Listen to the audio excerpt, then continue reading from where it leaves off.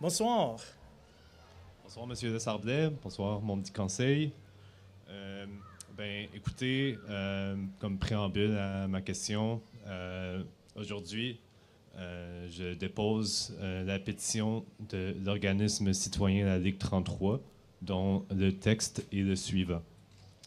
L'arrondissement de Mercier-Hochelaga-Maisonneuve souhaite espacer la collecte des ordures dans tout l'arrondissement pour que les déchets ne soient ainsi ramassés qu'à chaque 2 semaines. Il s'agit d'une mesure qui aggravera les enjeux de salubrité dans plusieurs quartiers et qui nous fera revivre l'expérience des citoyens de Tétroville durant le projet pilote de l'été dernier. Vermine dans les rues, forte puanteur des déchets qui chauffent au soleil, poubelles publiques qui débordent, etc. Nous demandons aux autorités municipales et spécialement au conseil d'arrondissement de négocier avec les citoyens une alternative qui pourra diminuer la production d'ordures, mais sans causer d'enjeux d'hygiène publique. Nous demandons à l'arrondissement de Mercier-Hochelaga-Maisonneuve et à son maire, M. Pierre Desarblais, de renverser le plus rapidement possible leur décision et de rétablir la collecte des ordures à un rythme hebdomadaire avant l'été qui arrive.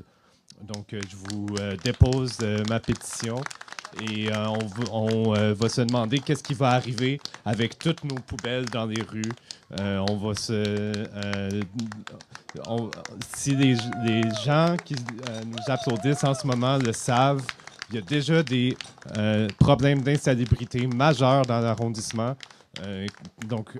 Voici le préambule à ma question. Puis ma question, c'est quand est-ce que vous avez écouté les citoyens que vous êtes censés représenter?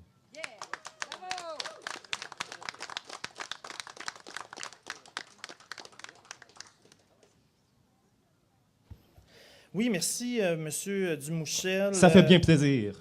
Oui, ben moi aussi, en fait, parce que à chaque fois qu'on parle de cet enjeu-là, c'est un enjeu qui est complexe, mais qui est important, en fait, de sensibiliser les choses là-dessus.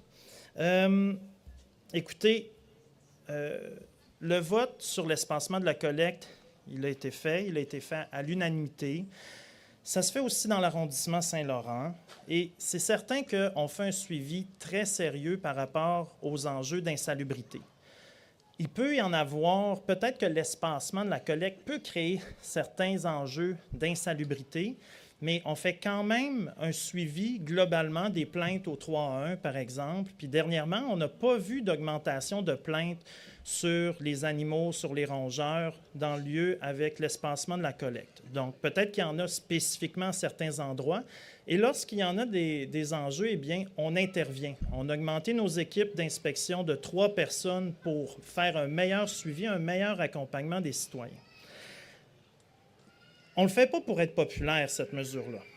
On le fait parce que, M. Dumouchel, déjà que vous faites une manifestation puis que je dis rien, vous allez me laisser répondre au moins, s'il vous plaît. Ah oui, merci, je me sens très choyé. Bon. Donc, tout ce qui pue va dans le compost. Les gens doivent changer leurs habitudes parce qu'on atteint la limite de la sensibilisation. On l'a réalisé ces dernières années, là. Donc, vous voulez punir les citoyens parce que vous n'êtes pas capable de leur parler puis vous n'êtes pas capable de les écouter. Donc, M. Dumouchel, est-ce que vous voulez prendre tout de suite votre deuxième intervention d'1 minute 30? Vous semblez impatient, donc je pourrais vous répondre ensuite, peut-être? Je suis impatient parce que ça ne peut pas attendre. Les citoyens sont dans le caca jusqu'ici, puis ça, c'est à cause de votre administration. Donc, c'est la fin de vos interventions, si je comprends. Nos ruelles sont pleines de poubelles! Les coupeurs, ça n'a pas d'allure! Nos ruelles sont pleines de poubelles! Les coupeurs, ça n'a pas d'allure! Sont pleins de poubelles! Les coupeurs, ça n'a pas d'allure! On appelle tous les citoyens qui veulent se mobiliser contre une administration qui ne nous écoute pas à nous rejoindre au parc Belle-Rive le 7 juillet. Ce dimanche, à 1h, il va y avoir de la nourriture. Ça va être un grand rassemblement populaire. Ah, je sais pas, on va appeler le 311 peut-être. Donc, rejoignez-nous là. Ensemble, on est capable de changer les choses. L'administration qui est ici vous écoute pas. Nous autres, on vous écoute. Puis ensemble, on est capable de faire changer les choses. C'est ça la base de la démocratie, c'est des gens qui se lèvent contre des mesures qui leur sont imposées d'en haut puis qui n'ont jamais choisi.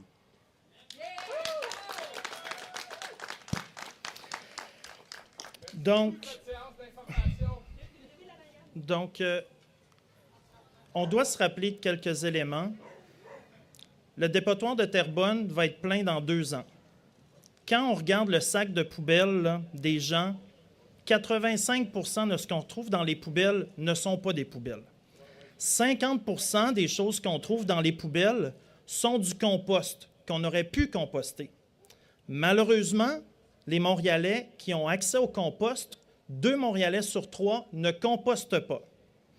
Alors, ce qu'on est en train de faire présentement, en ne gérant pas mieux nos déchets, c'est qu'on remplit un dépotoir qui va être appelé à être agrandi. Il va falloir qu'on scrape des terres agricoles pour mettre des poubelles qui ne sont pas des poubelles parce qu'on trie mal nos déchets. Et là, la planète brûle, 2023 était l'année la plus chaude, et en ne compostant pas, nos déchets vont créer du méthane, alors que si on les compostait, on pourrait créer du compost ou du biogaz, ce que la ville est en train de faire en construisant des usines. Donc, c'est pour ça qu'on a atteint la limite de la sensibilisation et qu'on doit changer la manière de faire. Et on ne le fait pas parce que c'est populaire. On le sait que les gens, là, si on pouvait ramasser les poubelles 3 fois par semaine, les gens ils voudraient qu'on les ramasse 3 fois par semaine. Mais on le fait parce qu'on a atteint la limite de la sensibilisation, mais on le fait aussi parce que ça marche. Et on s'implique on s'inspire des meilleures pratiques. La majorité des villes dans le Grand Montréal le font déjà. Longueuil, Sherbrooke le fait, et plusieurs villes dans l'Ouest canadien. Toronto a espacé ses collectes et ça fonctionne. Dans le premier secteur du projet pilote, où est-ce qu'on a espacé les collectes, on a augmenté la collecte en tonnage de 30 % après seulement 1 an d'espacement de la collecte. Alors que pendant ce temps-là, en 2023, le compostage à la Ville de Montréal a stagné. Donc, ce qu'on comprend, c'est que les gens, juste distribuer les bacs n'est pas suffisant pour changer les habitudes des gens. On comprend que ça choque, on comprend que ça peut des fois avoir besoin d'ajustement et on offre l'accompagnement pour cet ajustement-là. On offre, non seulement on cogne aux portes des gens, on envoie 4 avis aux gens qui vivent l'espacement de la collecte. Là. Pas 1, pas 2, 4. Et en plus de ça, on offre un service d'accompagnement personnalisé. Les gens qui ne comprennent pas comment composter chez eux peuvent nous contacter et on a un agent qui se déplace pour leur expliquer comment mieux faire les choses parce qu'on comprend que ça peut être difficile de changer ses habitudes. Depuis l'automne dernier, il y a seulement 13 ménages qui nous ont contactés pour un accompagnement personnalisé sur le compostage. Mais c'est le genre de pratique. Moi, je suis allé visiter Longueuil, je suis allé visiter Toronto. Ce que les fonctionnaires des autres villes nous disent, c'est qu'on doit accompagner les gens dans ce changement-là et c'est ce qu'on fait. Donc, si vous sentez dans la salle quelqu'un qui a besoin de la misère à gérer son compost, eh bien, contactez-nous. On a un numéro de téléphone, on a un courriel. C'est l'organisme Le Jour de la Terre qui fait cet accompagnement-là.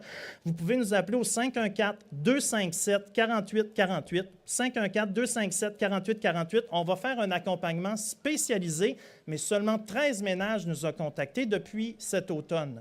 Donc, on comprend que ça dérange, changer les habitudes, mais ça fonctionne aussi. Donc, on ne le fait pas par gaieté de cœur, mais on le fait parce que notre dépotoir à Terrebonne est plein et que la planète brûle. C'est pour ça